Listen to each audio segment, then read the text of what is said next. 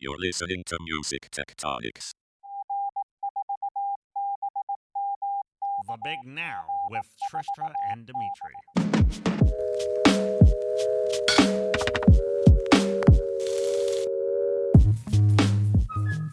Welcome back to Music Tectonics, where we go beneath the surface of music and tech. I'm one of your hosts, Dmitri Vitsa, also the founder and CEO of Rock, Paper, Scissors, the PR and marketing firm that specializes in music tech and innovation.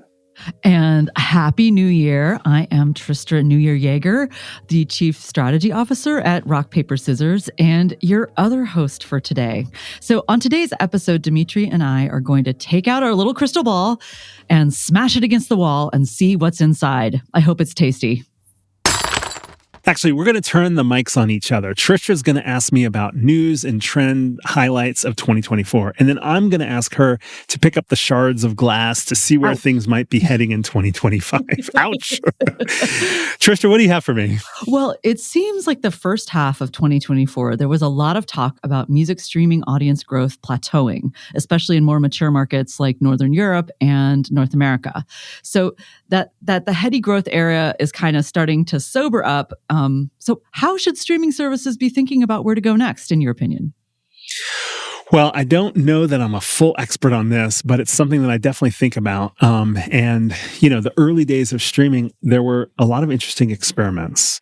I remember Spotify used to have an app store where people could build experiences inside the Spotify ecosystem. And there were a lot of fun little like games or I don't know. I remember one that was like a map of the world and you could click into the map and start to hear music from those parts of the world. You didn't have, it had this like interactive component, but also kind of like the Apple App Store or, you know, just any place like Roblox where developers are creating experiences inside of Spotify. And for whatever reason, they got rid of it. Maybe it was too expensive or maybe it didn't have as much engagement as they wanted it to. Maybe they wanted to focus on product that would really grow for subscriptions. But it was a lot of fun.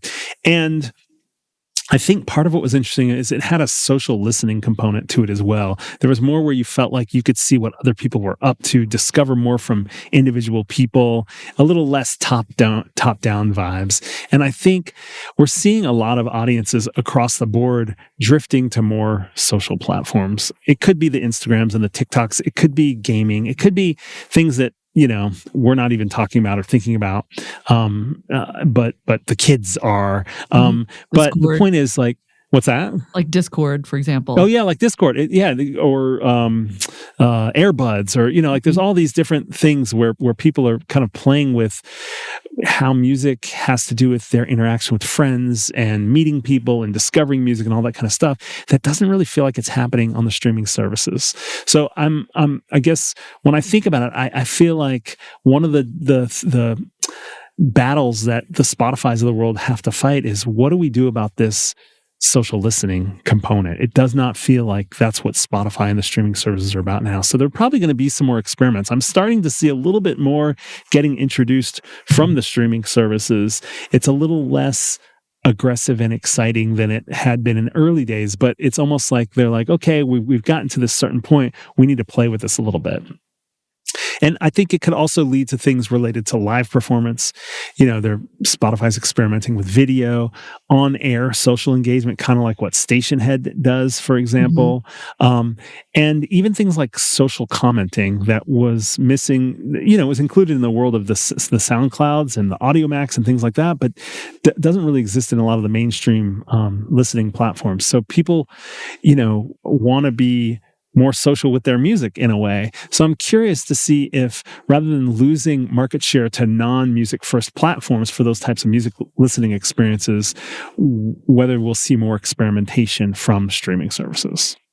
Yeah, that would be exciting. I mean, as a user, that sounds really exciting. And I know. I feel like I used to see more of like what other people were listening to, and that's not really prioritized inside a lot of the streaming services. So yeah, I have no idea where my friends feed went. You know, because you used to be able to like sign on with something like Facebook, and you would get all of your friends' listening habits right there, exactly. Like, you know, in the web app. So.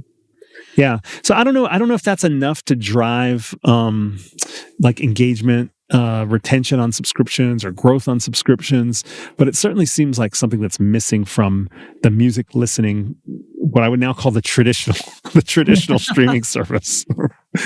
Yeah, and we'll talk more about some of these things in just a second, I bet. But I want to talk about an issue that's really important to the Music Tectonics podcast and to many of our listeners, namely investment. So this year you interviewed a lot of investors on the podcast, Dmitri, and at our events.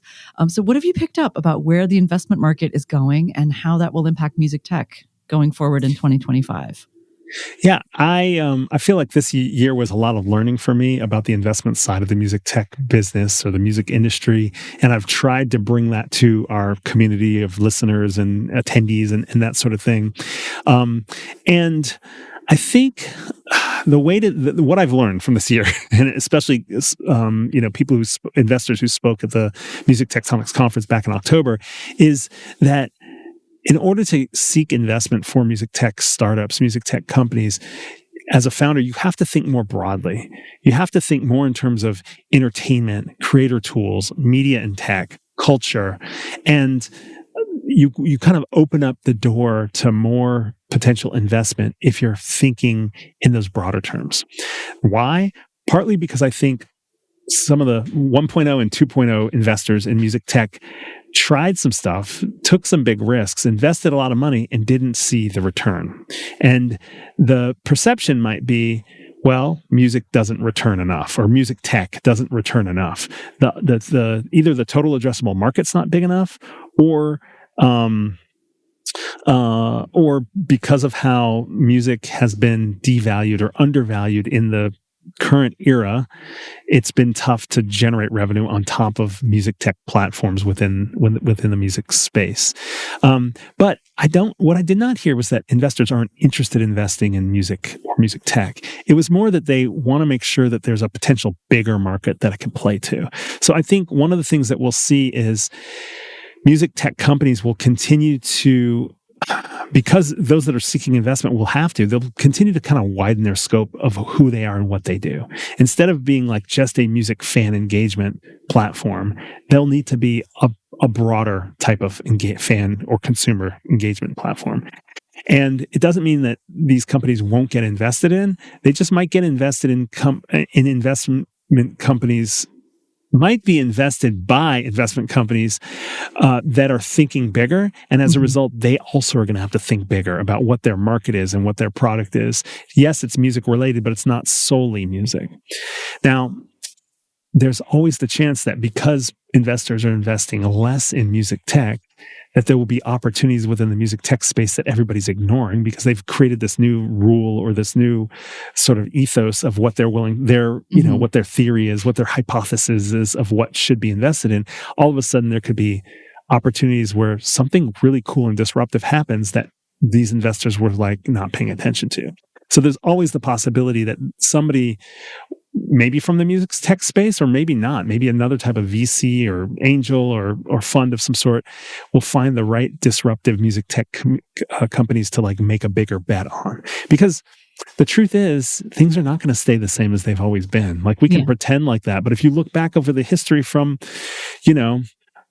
playing music around a campfire to wax cylinders to vinyl and cassettes and 8-tracks and downloads and ringtones and streams, it does shift. There's no way it's not going to shift. I don't think till the end of time, are we really going to be taking out our phones to listen to apps and that's how we're going to get our music? Probably not.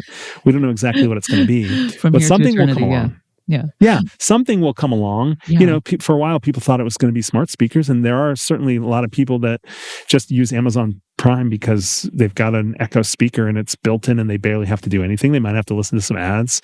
You look globally and you say, well, YouTube is one of the biggest music streaming providers, but nobody kind of puts it in the same bucket as Spotify because there's so much other content there. So there could be like a larger ecosystem play too. But I have a hunch there's going to be something disruptive that none of us can actually predict at the moment that will generate a lot of revenue and will because it has a lot of fan engagement, a lot of listening. So it could be in the gaming space as well. But I guess I do think there's going to be a large trend in 2025 for thinking wider. And then because people are kind of ignoring music, something big will happen in music, and some investors will regret that they made such a strong rule against investing in music tech. I'm wondering if we can, I think the biggest rounds in 2024 were probably Suno and Udio. Does that sound right to you? Oh, yeah, definitely. There's that. There was also some big catalog acquisitions too. I usually don't think about them like when I'm doing the Rock Paper Scanner or newsletter. I'm not usually posting about $200 million for Pink Floyd or something like that, just because it feels like a different category. And in some ways, those tech plays, maybe you're right. Those are the wider plays where they're not. They don't feel as music centric, even though they are about music creation and so forth. But yeah, those are definitely some of the big ones. So let's talk about fandom, right? That's been another really hot topic this year. It's like suddenly the music industry rediscovered that there are music fans. No, that was me. That's me being a little bit facetious here. But seriously, fandom was on everyone's lips, whether they were saying this is the next big thing and everybody needs to be thinking about this, or saying everyone's overblown this and it's not going to work this way. Where are things going, do you think? Like, what have you seen in the world of fandom, Dmitri, and how are you thinking about it moving forward? Yeah, it's actually interesting because there was so much, the last couple of years, there's been so much talk about fandom. And in some ways, I'm like, well, why are we talking about this? Like, hasn't fandom always been a thing? We're just trying to figure out, like, how do fans want to interact differently? Some of it's about the balance of power, where fans are sort of saying, we want more of something. They want more influence. They want more engagement. But really, it's just, I think they have access to, like, the tools of amplifying their interest in a particular artist. And I think there's things that are shifting, but I don't know if it's totally different from the past. It's just because the medium in which people are engaging with music is so much different that these new types of interactions and engagements are emerging. So I actually think that artists at all level will continue embracing in listening, fan engagement, direct-to-fan e-commerce, and to some extent do it on their own artist-specific domains. So it could be their website, for example, or they could have an app, etc. And I think some of this may have a little bit to do with the evolution or possibly even the breakdown of artist record label relationships or contracts. That there's a sense that, when you become a great record label and you're really good at marketing and distribution and monetizing, you sometimes focus in on specific things that are going to return the most investment. And sometimes when you do that level of focus, it's really good for creating revenue streams, but not always really good for what the customer or the listener ultimately wants. So I think part of what's happening is artists are also renegotiating how direct of a relationship they should have with fans. And it starts to split apart the role of distribution versus marketing of music, right? Record labels get the music to all the places, but then marketing exists off of the new retail, which is the streaming services or even the ticketing and live events. There's other types of fan conversations that are happening elsewhere. And so either record labels start to realize there's an opportunity there and they start to facilitate that relationship between fans and artists, or artists say, my label's not really doing enough of this, so I need to do it myself. I need to figure out how to have these direct relationships with fans.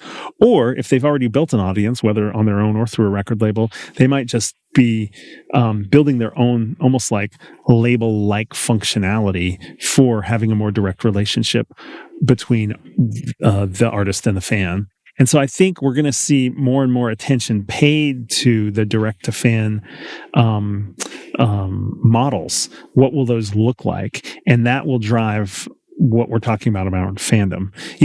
Having a group of fans pop up on some third-party platform doesn't necessarily do anything for the revenue of an artist or a record label, depending on what they do. But it does create momentum and it can build audience. That audience could be saying, I'm more engaged with this music and with this artist because I have a community around it. It could like ricochet or reverberate within that community. And then as a result, maybe they buy more merch or they stream more or they buy vinyl or they buy tickets or they go to concerts, things like that. But I think the real thing that's we're in the kind of final evolution of is what does direct to fan e-commerce look like when an artist is actually running their career. And it could be post-label, it could be pre-label, it could be parallel with labels as well. I don't know. Does that make sense? It makes a ton of sense. And the direct to fan stuff does feel like it's maturing really quickly, with everything from like TikTok Shop to a bunch of other services and platforms that are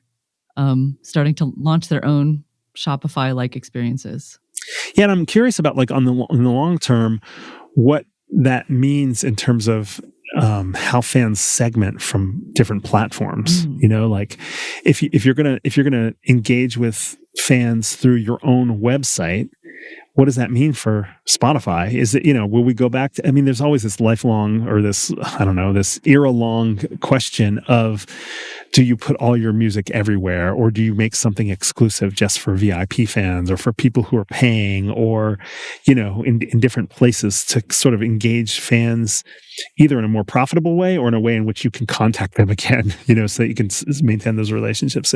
So I think there's a question about that. What happens with more direct to fan engagement as it relates to what it means for platforms? So for years, our buddy Mark Mulligan has been talking about music's competition for attention, talking about other platforms, the competition for attention from other entertainment and media spheres.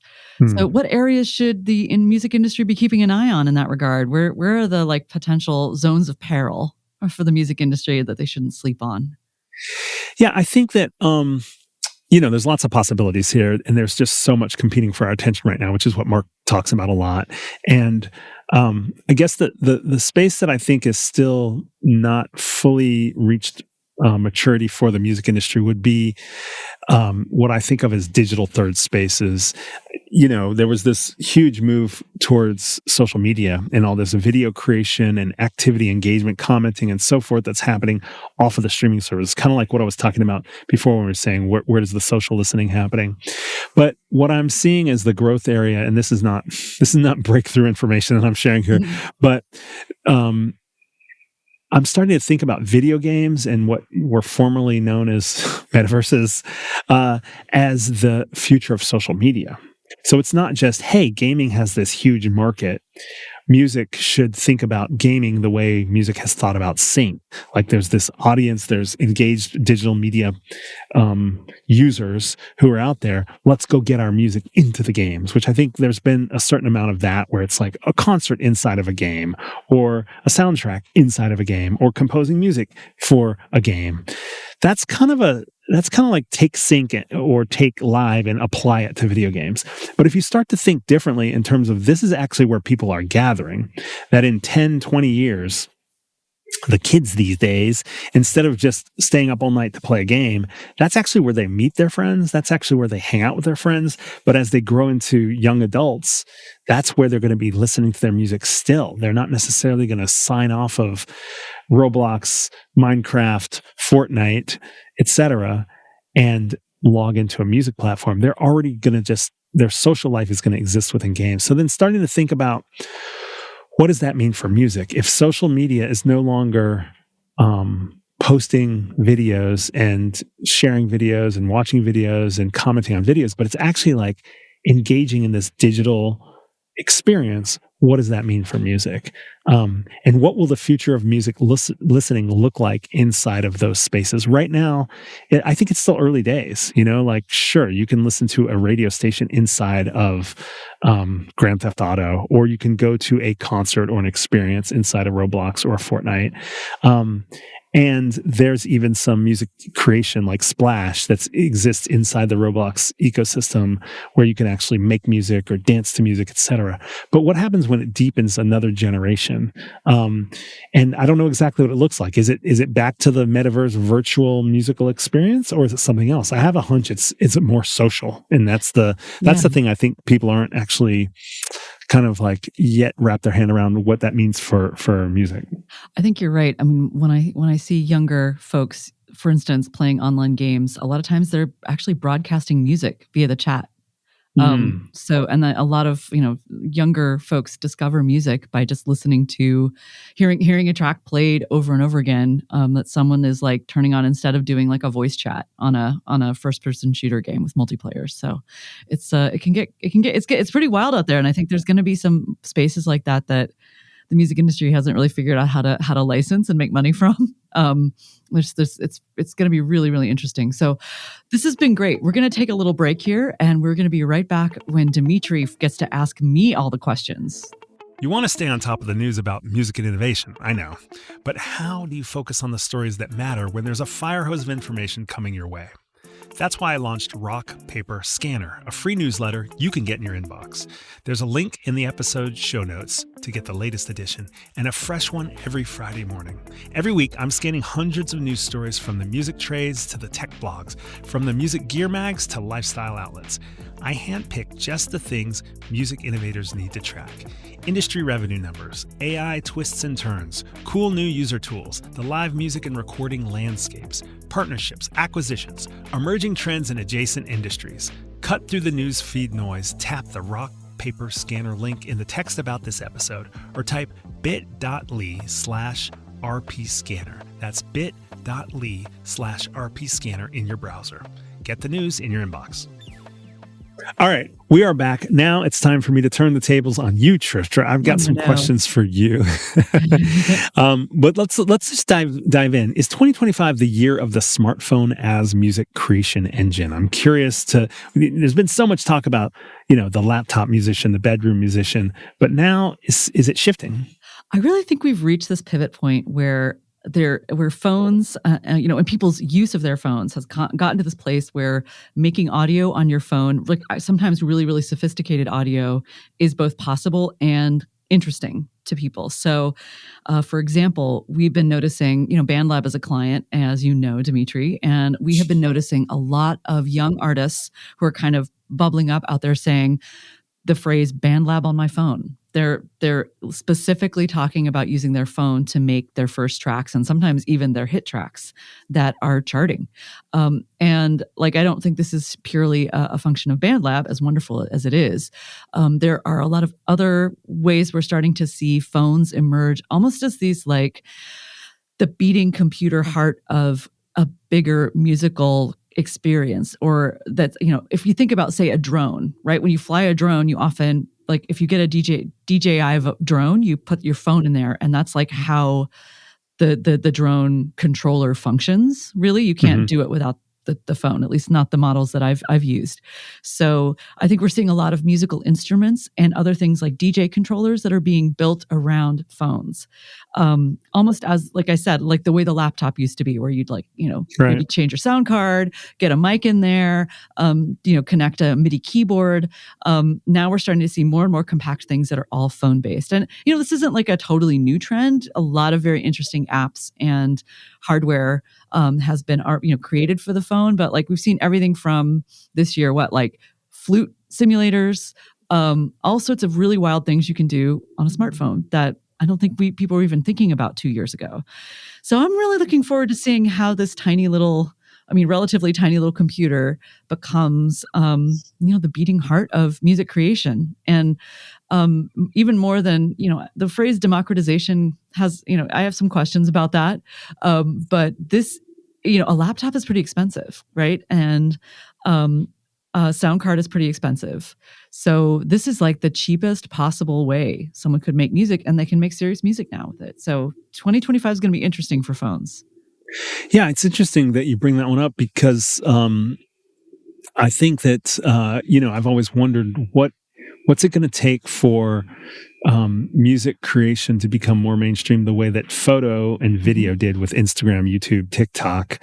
And the missing piece might be the phone, the reason there was this mass adoption of those visual forms, which led to the invention of new types of forms like the video skit or the prank that are or different types of dance videos and all that kind of stuff, is that you had the means of production in your pocket.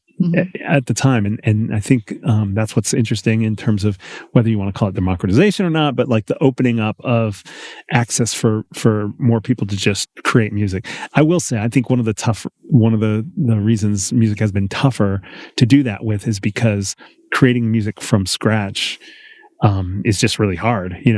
Shooting video, you can shoot video all day long, and then eventually, if you have enough time, you can find a piece of video that that actually is useful for some purpose. Exactly. But with music, like you can play a lot of notes before anything sounds good. That's true. The way things are being set up for people, I think there's a lot more framework being built and like scaffolding for people to get started, and then as they gain more proficiency, they can throw away the scaffolding and do more from scratch. And with everything from like humming something and converting it to MIDI, like all these really cool workarounds that are tapping into people's innate musicality in a way. It's really, really cool. And, people are using audio on their phones really differently than they were even maybe 2 years ago, though some of these trends were farther along in other parts of the world outside the US. But voice memos, like all of a sudden everyone is sending me voice memos. I don't know why. And they got lazy. Yeah, exactly. It's easier than even yelling in your phone and having it completely garble what you're trying to say as a text. So voice memos, I think that kind of habit will make it's going to get easier and easier for people to imagine doing interesting things with audio because they're using audio all the time as a communication method. That's a really good point. And making music is one way to interact with music, but there's also all these other ways to sort of play with music as well. And I'm curious, given all the different ways people are using music now, is this year that just passed 2024 the year that music licensing has changed? I would love to hear what someone like Vicky Nauman says to this. But I do think there has been a real thaw when it comes to licensing and a new openness, especially on the part of major rights holders, to some of these ideas that were completely off the table or very, very difficult to get across. So, I'm thinking about, for instance, folks who were trying to license DJ sets 8 years ago, for example. They had a real uphill battle. And now we have a whole flock of different interesting apps where you can make your own mashups, where you can remix things, where there's karaoke. You have something like AudioMac where you can, basically do like slow and reverb on different tracks and share them within the app. So while there are some pretty strong guardrails in place that will keep are supposed to keep things from just bleeding out all over the internet, right? There's a lot more licensed opportunity for just an ordinary person with no music making background or skill to just start playing around with music and seeing how they like it and doing what they want. I don't know. This generation of teens, for example, grew up with GarageBand on a device, right? Like on a tablet or something. Like they often the tablet they got from their school, if we're talking about the US. So again, you got a whole bunch of people that are way more used to being able to mess around with audio at least a little bit. And the industry is kind of caught up to that in a way. I'm sure there's more progress to be made. And again, I would love some feedback from people who've either tried a really radical thing and it hasn't quite worked out from a licensing perspective, or from experts like Vicky, who we've had on the show many times. But it feels like something's changed. And I've heard that from folks who are trying to champion these new apps and approaches, that things are much more possible than they were even a couple years ago. So it's kind of exciting. I think we're going to have a breakthrough in 2025 where this becomes much more normalized. I agree. I feel like I'm hearing about more startups that are successfully licensing music for their apps and their platforms. And I don't know that the prices have come down necessarily. And it could be a little bit that startup founders have kind of sobered up to the fact that if they're going to pull this off, that's one of the, that's the cost of entry. But it definitely seems like the pace of the conversations can also change the ability for somebody to license the music. Mm-hmm. If record labels are at least willing to keep those conversations going and move things a little bit further, that, a startup can run out of runway before they can even pull off a license. If it feels like it's going to be 10 years to pull it off, well, why would they spend 10 years of their lives taking this kind of risk? But it does seem to be moving. It's not like lightning fast, but it's definitely moving faster. And I think that helps as well. I think there's also an understanding that an app doesn't need to launch with a catalog of 100,000 songs. That, even 10,000 is more than enough for a lot of applications, and and maybe even 1,000, maybe even 100 songs. So depending on what you're doing, so all of these things can really make it a lot easier to get across the finish line, I think, and labels are much more open to doing these kind of deals, from what I hear. So. Yeah, I think there's some agility in what a license looks like doing a smaller catalog, or making your use case very specific. So, yeah, great points. So, winding out to some other things that are going on in the universe, I'm curious if you think, and I have no idea, so that's why I'm asking you, put you on the spot. Do you think we're going to see tech or even music tech take a hit in a trade war in 2025? Yeah, I don't know. I don't want to freak anyone out. And I'd love to hear what y'all out there think about this, but I'm seeing some rumblings. I mean, there's been tech related rumblings between China and the US for the past 10 years. And they've really heated up a bit lately around chips. But there's some other levers that both the US and China are pulling. For example, China recently banned certain kinds of minerals that are essential to batteries and some other very, very important pieces of tech. And as the new administration in the US comes into power, we're going to probably see even more saber rattling on both sides. And what that can mean, I'm wondering, will that mean a real new amount of complexity for the supply chain?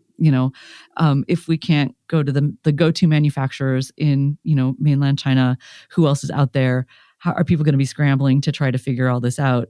And if we're talking about hardware and new devices, et cetera, that's a big question mark. And I think it's something that needs to be taken into account. But, we'll wait and see. I'm sure it's not going to happen overnight, but there seems to be a lot of indication that things are going to get kind of ugly. So you're saying that in response to the idea of tariffs, China is banning the export of some of these materials, very basic commodity level minerals that are necessary for technology, for manufacturing and development. Yeah, these rare earth minerals. So, China and Russia control most of the world's supply of certain very specific rare earth minerals that are really, really important, especially for batteries.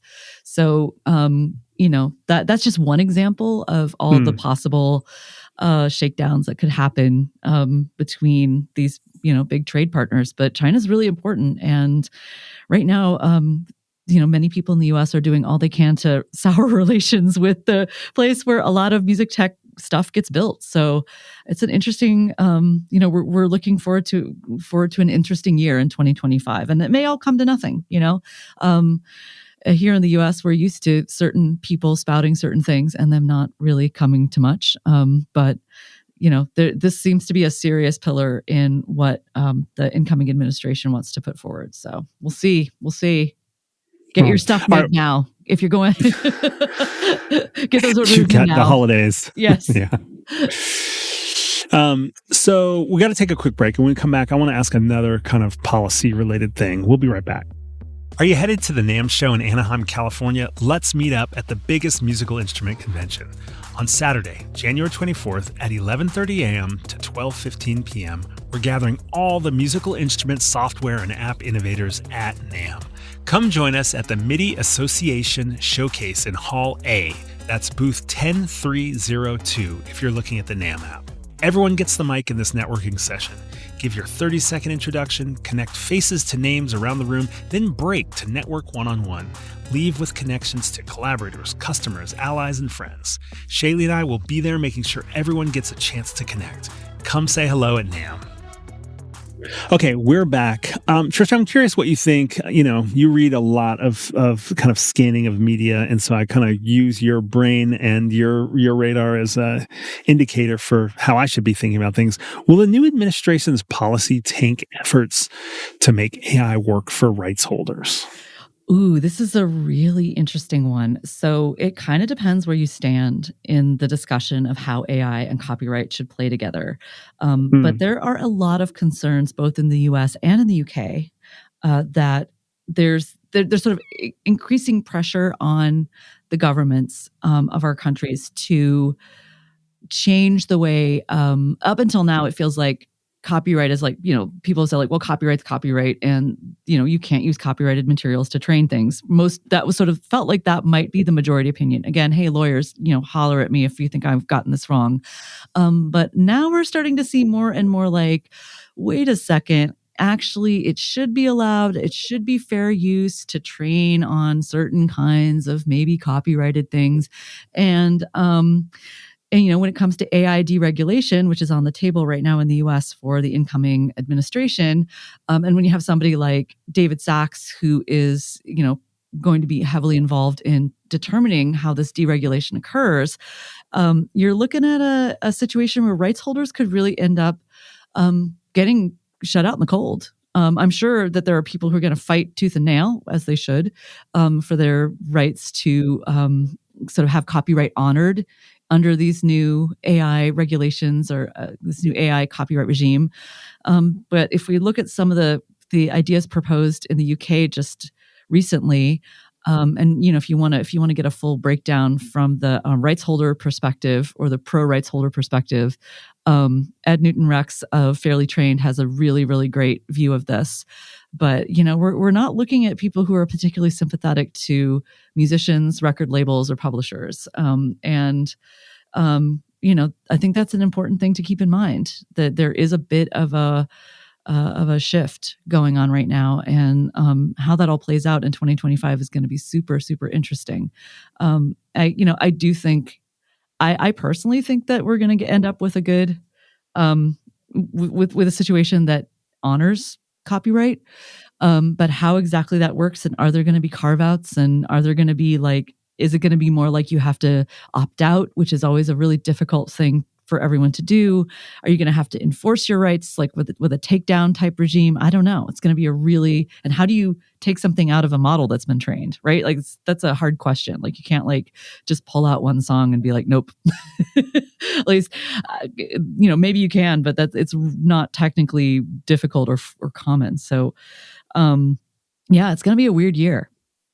Yeah, definitely. And it's so interesting to think about how so much on the policy front could be shifting that's impacting this, whether it's this, trade wars, whether it's policy around AI and crypto and things like that, that's going to have an impact on our industry, which leads me to another one, which has been talked about for a long time, but now is it coming to a head? I don't know. What do you think is going to happen to TikTok? Oh, God almighty. It seems like every day there's a new story about an appeal or about a lobbying effort on behalf of TikTok in the US. I don't know. What's your bet? I mean, it's like heads or tails, right? We got a 50% chance of being right. Is it going to be banned or not banned? I'd be really shocked if it ends up being banned. Yeah. What do you think? Yeah. I mean, I've gone back and forth on it, just because, Trump's, his earlier campaign was so strident about getting rid of it and China's control of what people are, content they're watching, and also what data they're collecting and all that kind of stuff. But and then he used it for his own campaign. So and now he's hanging around with the CEO. Yeah. Mar-a-Lago. Yeah. So I just don't know what to believe from whatever's being said publicly. Mm-hmm. I think it's interesting, like between the trade war conversation and the mineral bans you were talking about for export, and this, which is really both focused on China. It feels like there's conversations that could shift where all this goes, but it also could be positioning specifically for negotiating power, and it may or may not actually have the end results of what Trump's calling for. Basically, it feels like in both cases there would be so much resistance that it would almost take too much public will to bend to this. To some of these policies. And I think in the case of TikTok, it has such a strong user base in the United States. And even if it was banned and it had some sort of shell company in America that was running it, it's hard to picture that it would really change the impact ultimately. Whether China has control, maybe. I mean, it feels like that's sort of like the intent. I don't know whether it's actually just some latent xenophobia or racism rather than an actual shift in economic policy to say we don't want this much kind of data and information control across national borders. But I guess if I had to bet a dime right now, I'd probably bet that it's not going to get banned and it's not going to disappear. All right. So listeners, Dmitri and I will send you a dime if we're wrong. If TikTok gets banned, just one of you. Share the dime, one damn dime. What am I saying? One damn dime. One damn dime. All right. Well, this has gotten heavy, man. I know. I didn't mean to kick off the year this way, but who knew that the music industry was going to be embroiled in such difficult international intrigue? Yeah, and it's a lot of it's question marks. It's just so unpredictable right now. Hopefully, it'll all turn out better than the worst case scenarios here. And it's just hard. It's really hard to know. There's just so many question marks. Things are so different now. Well, one thing I can say for sure is that there's going to be a lot of great music in 2025. Definitely, absolutely. Yes. That's the one thing we all know in the industry is there will be good music. Yeah. Cool. There'll be another music tectonics, right? There's going to be another music tectonics. Oh yeah, absolutely. Oh yeah. No, in terms of what to look out for from us, Rock Paper Scissors and Music Tectonics, our conference is definitely coming back. It's going to be fun. It's going to be exciting. There'll be a reason to not talk about all these things and instead get some business done in the sun. November 4th through 6th in Santa Monica. And at Rock Paper Scissors, we have a lot of upcoming cool things going on as well. We're going to be launching a membership program for companies that want to benefit from both the PR, the network, and the expertise of the Rock, Paper, Scissors team, people like Tristra, our Chief Strategy Officer, as well as our publicity team. So there's an opportunity to build a cohort. We'll train you around PR. We'll do some PR for you, and we'll also help you build your network in the music industry. So look out for the Rock, Paper, Scissors PR Club, which will be launching in 2025. We've also partnered up with some incredible marketing partners as well that we brought into the team, whether it's influencer marketing or Kickstarter marketing and management. But also we have a video production crew now. They can do your video editing. They can come out to you, fly to you, interview one of your execs for a couple of hours and create 6 months worth of content, or even do a product video, whether it's software or musical instrument. So we're launching a lot of new services at Rock, Paper, Scissors. We're trying to be as agile as required in the music industry in 2025 as well. And we are widening out. We'll continue to be focused on music tech, musical instruments, music making software, licensing, distribution, all that kind of stuff. But we're also, moving into the consumer electronics world, sports tech, wellness tech, gaming. So I'm really excited, Tristra, for the new year. We're going to keep applying the crazy pants creativity to what we do and keep serving this community no matter what happens. All right. Happy New Year, everybody. Happy New Year. Thanks for listening. Thanks for listening to Music Tectonics. If you like what you hear, please subscribe on your favorite podcast app. We have new episodes for you every week. Did you know we do free monthly online events that you, our lovely podcast listeners, can join? Find out more at musictectonics.com. And while you're there, look for the latest about our annual conference and sign up for our newsletter to get updates. Everything we do explores the seismic shifts that shake up music and technology, the way the Earth's tectonic plates cause quakes and make mountains. Connect with Music Tectonics on Twitter, Instagram, and LinkedIn. That's my favorite platform. Connect with me, Dmitri Vitsa, if you can spell it. We'll be back again next week, if not sooner.